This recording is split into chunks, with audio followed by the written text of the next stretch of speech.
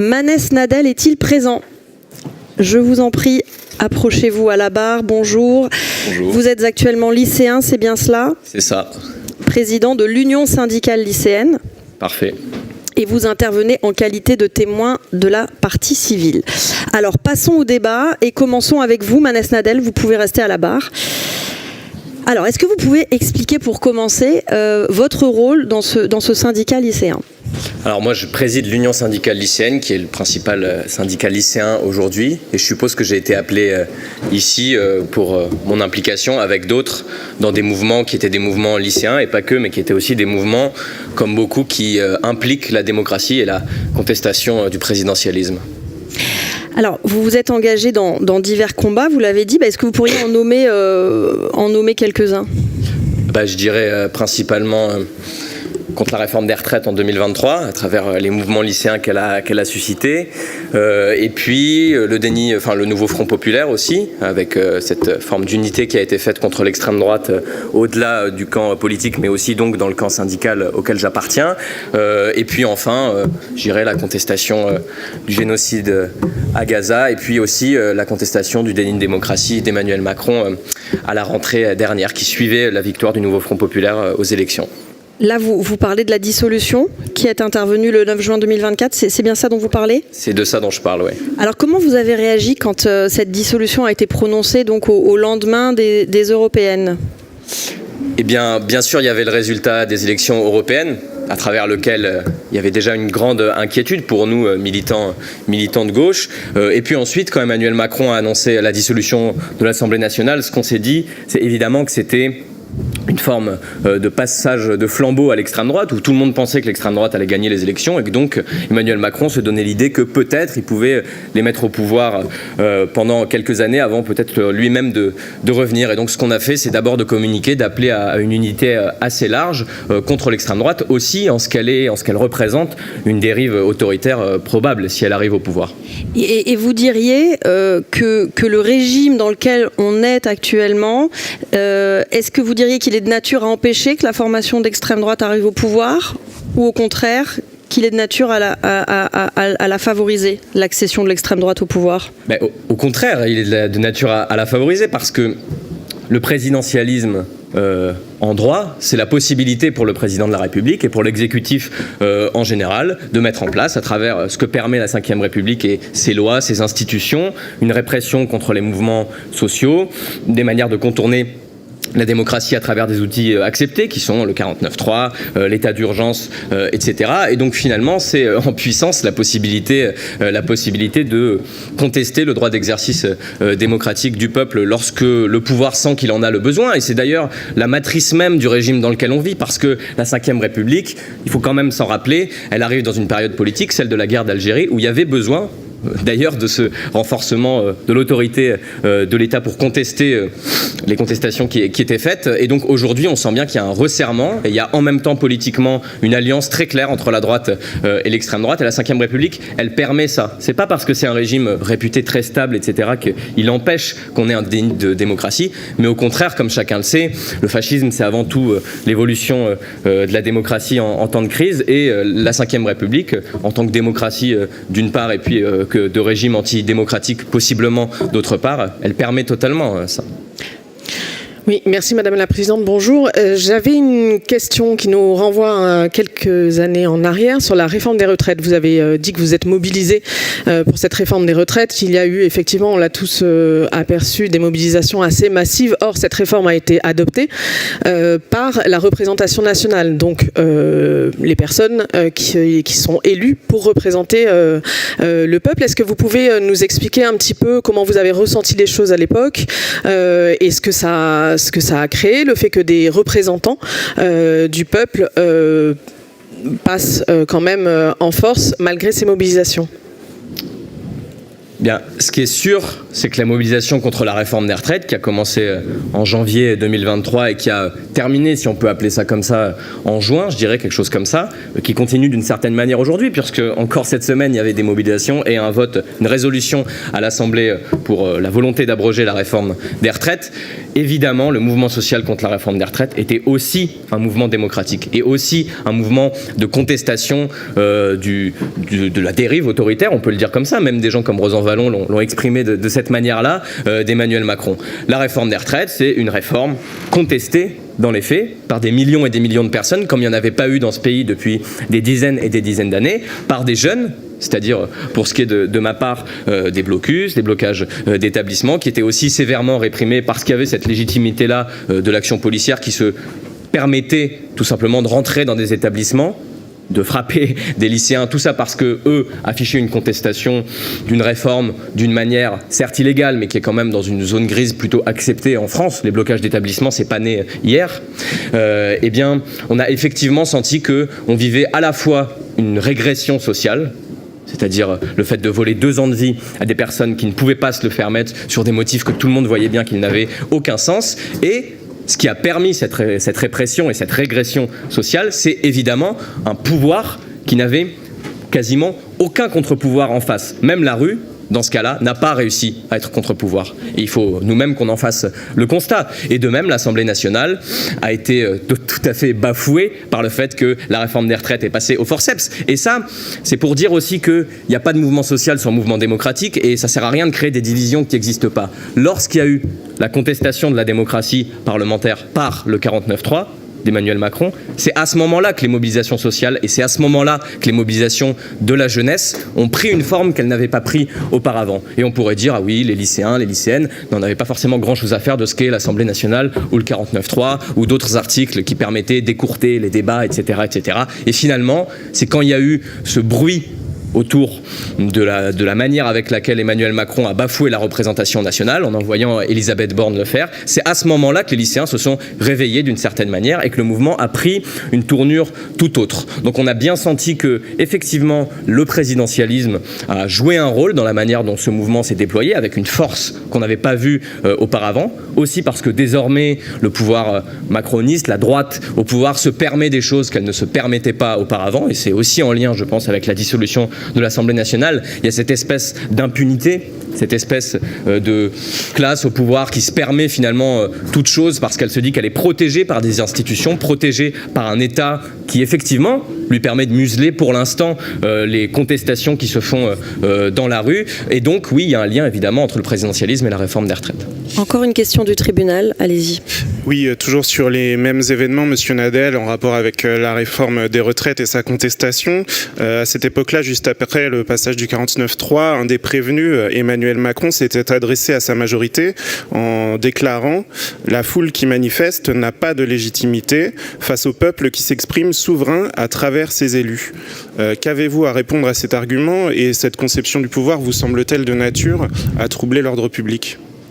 Oui, c'est une conception de la démocratie qui peut être proche de celle de César ou de Napoléon. C'est-à-dire, une fois que le peuple manifesterait par divers biais, ça peut être par les élections une fois tous les 5 ans, son approbation d'un président, alors finalement tout est permis pour le dictateur qui gouverne. C'était ça un dictateur d'ailleurs, quelqu'un qui gouvernait, à qui on avait confié un mandat qui lui permettait de faire tout et n'importe quoi pendant un temps restreint. Mais la démocratie, c'est pas seulement ça. La démocratie, c'est des contre-pouvoirs, on le sait tous, et c'est aussi le respect d'une certaine manière des contestations populaires, quand bien même d'ailleurs elles ne seraient pas majoritaires. Mitterrand a retiré un projet de loi sur l'école privée, alors que peut-être qu'une majorité des Français y était favorable, mais qu'il y avait un mouvement de la droite assez fort, et donc il l'a retiré. Emmanuel Macron, alors qu'il y avait 4 millions de personnes dans la rue, alors qu'il y avait pour le coup 95% des actifs qui s'opposaient à la réforme des retraites, a décidé quand même de la maintenir. Donc une conception de la démocratie qu'on retrouve assez souvent à droite, et peut-être que ça sera confirmé par ceux qui interviendront ensuite, selon laquelle finalement une fois qu'on a voté c'est bon. Elle convient peut-être pour se dire quand on gouverne que ce qu'on fait est légitime, mais en revanche lorsqu'il y a une mesure qui concrètement nuit à la vie, nuit à l'existence sociale, et bien à partir de ce moment-là, la considération de on a élu un tel président contre l'extrême droite d'ailleurs n'a plus beaucoup d'importance. Cette réforme était contestée aussi par l'Assemblée nationale qui ne l'a jamais votée. Eh bien, elle n'est pas légitime. Et le gouvernement, aujourd'hui, n'est pas légitime parce qu'il est né d'un déni de démocratie. Excusez-moi, vous l'avez abordé un petit peu tout à l'heure, mais j'aimerais que vous développiez ce point. Est-ce que vous pouvez nous expliquer en quoi les contre-pouvoirs ont failli face au présidentialisme ? les contre-pouvoirs de différentes natures, et puis il ne faut pas leur donner un rôle qu'ils ne sont pas censés avoir. Ils ne sont pas tous censés arrêter complètement une réforme lorsqu'elle est mise en œuvre. Mais on pourrait dire le corps, le Conseil d'orientation des retraites, qui est un organisme institutionnel qui a dit que la réforme des retraites n'était pas obligatoire, a été, dans la minute qui a suivi, démantelé pour qu'on y mette à la place quelqu'un qui était favorable à cette réforme des retraites-là. Et puis ensuite, les syndicats. Les syndicats sont quand même des contre-pouvoirs, quoi qu'on en pense par ailleurs, qui ont une représentation institutionnelle, des financements étatiques et une légitimité qui est reconnue. Et finalement, leur avis a été totalement jeté sur le côté. Et les syndicats, finalement, les pouvoirs politiques, quels qu'ils soient d'ailleurs, sont d'accord avec eux seulement quand il y a la possibilité à ce qu'ils aillent dans leur sens. Et quand tous les syndicats, même la CFDT, même les syndicats les plus accompagnateurs des politiques gouvernementales, se sont opposés à la réforme des retraites, et puis finalement, ils n'avaient plus aucune légitimité. Et la seule légitimité, c'était celle d'Emmanuel Macron, qui effectivement a été élu sur la retraite à 64 ans aussi, et celle de l'Assemblée nationale, qui a été élue partiellement aussi avec des députés favorables à cette réforme des retraites, était une légitimité unique. Mais en face, il y a d'autres légitimités, celle des contre-pouvoirs, j'en ai parlé, et puis aussi, tout simplement, celle de l'expression populaire, qui ne se résume pas dans une démocratie qui est, on le sait très bien, totalement sclérosée. On vote pour des députés au terme de 2 tours d'élection, dans des alliances pour en battre un autre. Et au final, on sait bien que le programme n'a plus aucun intérêt, et tout le monde le sait bien. Et c'est pour ça que quand des réformes de ce type-là passent, les lycéens, les lycéennes, et plus généralement les Français, peuvent savoir qu'elles n'ont pas de légitimité, à leurs yeux en tout cas. Du coup, vous dites on vote avec des alliances. Est-ce à dire qu'il n'aurait pas fallu que le NFP se constitue ? Puisque...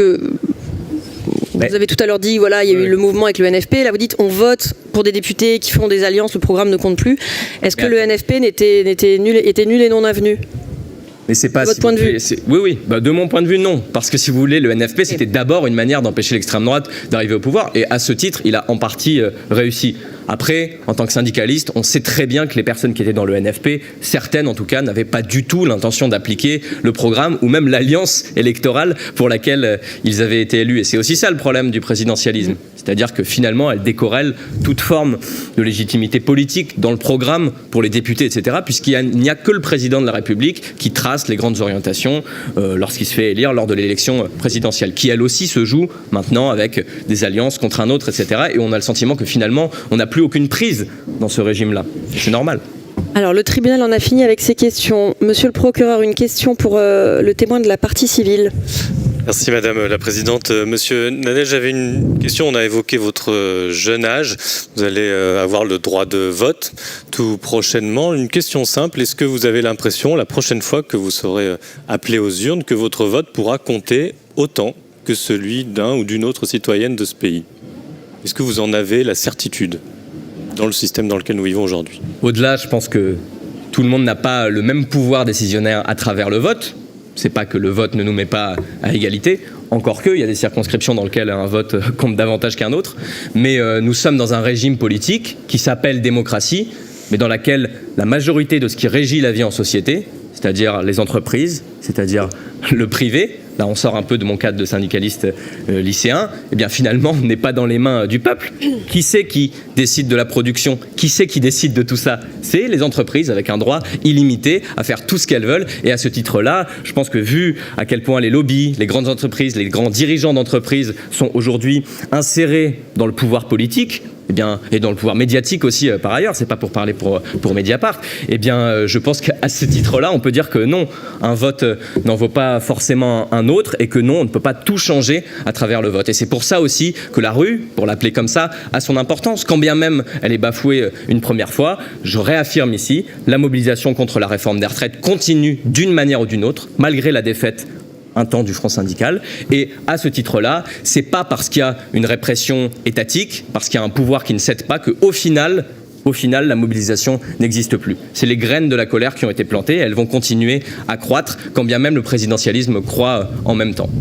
On a beaucoup parlé de la question des retraites, vous étiez engagé sur cette question, mais je vous prends là comme représentant d'une jeunesse engagée. Parmi les plus grande préoccupation de cette jeunesse-là, je pense notamment à la question écologique, mais vous me démentirez peut-être. Est-ce que vous pensez, en quelques mots, que le système politique qui est le nôtre permet de d'affronter ces défis, mettons avec peut-être des dirigeants un peu plus vertueux? Est-ce que le système dans lequel ils agissent, à votre avis, vous paraît bien équipé, entre guillemets, pour affronter ces défis-là? Je pense que si la jeunesse, pour le dire comme ça, même si c'est pas forcément un terme qui a beaucoup de sens, s'est désintéressée du militantisme ou de l'action institutionnelle pour jouer justement sur les représentants qu'on va élire, etc., c'est aussi parce qu'elle a le sentiment que toute une partie de la vie en société n'est plus régie par cette République-là. Bon, je l'ai dit pour ce qui est des entreprises. Et du reste, notamment pour la crise écologique, on est encore dans une société dans laquelle il y a un grand nombre de biens, le climat, les services publics, l'école et, je le disais, l'entreprise, etc., qui ne sont plus, qui petit à petit, le pouvoir politique qu'on a pourtant élu s'arroge le droit, sans vraiment le dire, de passer de biens collectifs à des biens privés, à des biens contrôlés par des personnes privées contre l'intérêt général. Mais à ce titre-là, je pense que si la conscience des jeunes évolue, elle évolue dans ce sens-là. Et c'est pour ça que, depuis le début, nous, on a mis un lien entre la réforme des retraites d'un côté, l'écologie d'un autre, les lycées, évidemment, d'un autre, parce qu'au final, ce qui compte, c'est non seulement qu'on puisse avoir des institutions avec des représentants qui soient un tant soit peu légitimes, parce qu'on ne va pas raconter d'histoire, on a aussi besoin d'avoir des représentants qui soient un tant soit peu légitimes, et c'est qu'ils puissent mettre la main sur ce qui, finalement, aujourd'hui, ne sont plus des biens communs et dont on a besoin de biens communs. On a besoin de biens communs, de services publics pour lutter contre la crise écologique. On a besoin de travailleurs formés par le système scolaire, par un nouveau système scolaire pour faire face à la crise écologique. Et on a besoin d'institutions qui ne soient pas aux mains d'un pouvoir autoritaire, d'extrême droite, comme c'est en train d'être le cas partout en Europe et dans le monde, pour faire face aux mêmes défis. Donc finalement, tout ça forme un tout. Et si on veut l'intérêt général, on est obligé de vouloir une forme de démocratie bien plus étendue que ce qu'elle est aujourd'hui. Merci Monsieur Nadel. Est-ce que, restez à la barre s'il vous plaît, est-ce que Maître Mériot, vous avez des questions pour votre témoin? Vous vous levez simplement, je vous remercie.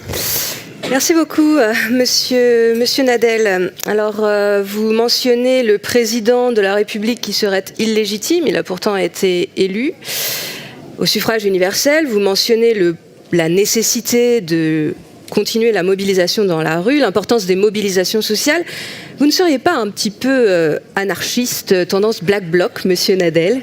Ma question est la suivante. Est-ce que vous croyez à la démocratie représentative? Est-ce que vous croyez au vote? Et si oui, comment expliquez-vous, si c'est le cas, l'importance des mobilisations sociales dans notre pays ces dernières années, des Gilets jaunes jusqu'à la réforme des retraites?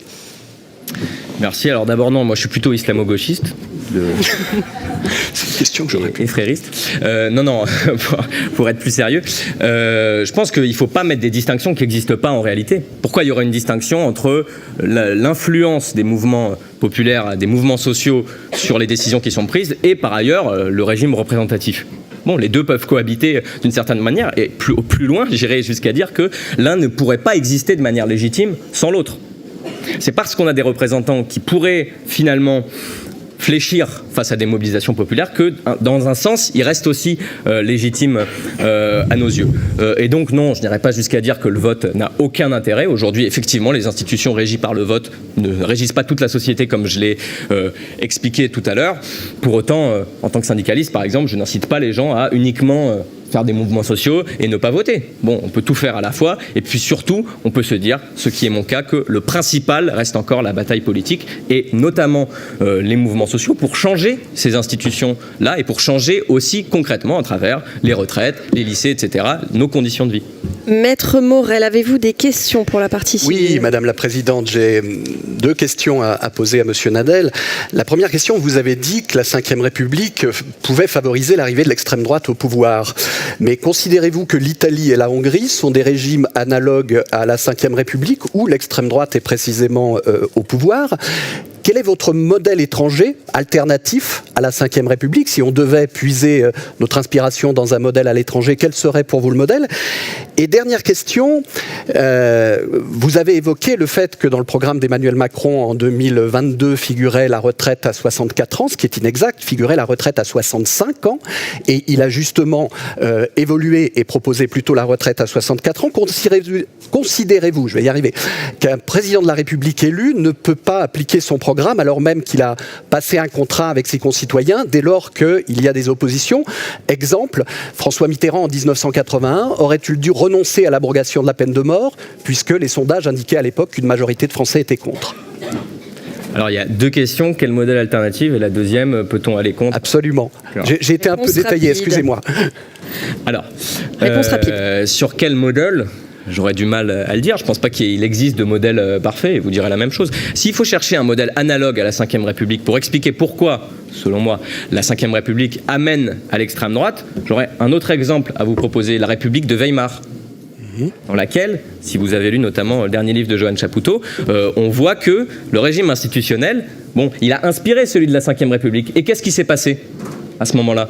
Une répression des mouvements populaires qui existaient à l'époque, et puis finalement une division du front politique, je vous en parlais, qui lui n'a même pas été capable de s'unir, et au final, qu'est-ce qui s'est passé? Une alliance entre les gouvernants qui ne prétendaient pas être d'extrême droite et l'extrême droite, c'est-à-dire ce qui est devenu ensuite le nazisme. Bon, dans ce cas-là, je pense que quand on a un régime qui est aussi analogue, et j'irai pas dans le détail, mais je pense que ce qui est dit ici pourra être vérifié par chacun à la Ve République, on peut se dire légitimement qu'il y a un risque. Effectivement, il y a un risque de l'arrivée au pouvoir de l'extrême droite, et celui-ci est imminent. Et ce que disait, je crois, Marx, c'est que l'histoire ne se répète pas à chaque fois, mais quand elle se répète, c'est plutôt sous un tragique, je crois, ou quelque chose comme ça. Farce. Tragique devient farce. Devient farce, voilà. La réponse à la deuxième question. Alors, la deuxième question, qui était le programme devant nos concitoyens, oui, et le fait de ne pouvoir l'appliquer ou non. Ben oui, mais en fait, on pourrait, comme il n'y a pas de bonne réponse, on pourrait aussi poser une deuxième question. Est-ce qu'un président peut gouverner contre son peuple? Voilà. Merci Manès Nadel, vous pouvez retourner vous asseoir. Alors pas d'applaudissements dans un tribunal pour préserver la sérénité des débats, je vous remercie. Camille